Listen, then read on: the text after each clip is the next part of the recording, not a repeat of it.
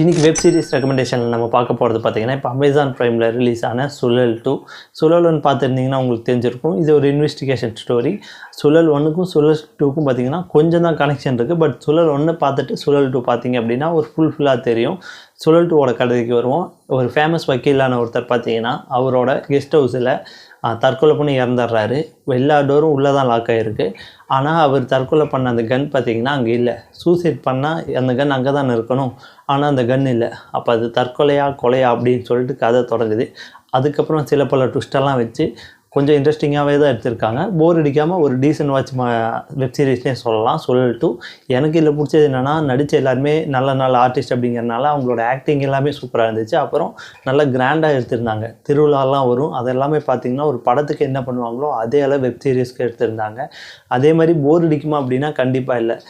8 episode இருக்குது. 8 எபிசோடுமே பார்த்தீங்கன்னா கொஞ்சம் கூட போர் அடிக்காமல் இன்ட்ரெஸ்ட்டாக தான் போயிட்டுருக்கு. ஸோ பார்த்தீங்கன்னா டிசப்பாயின்மெண்ட் ஆக மாட்டீங்க.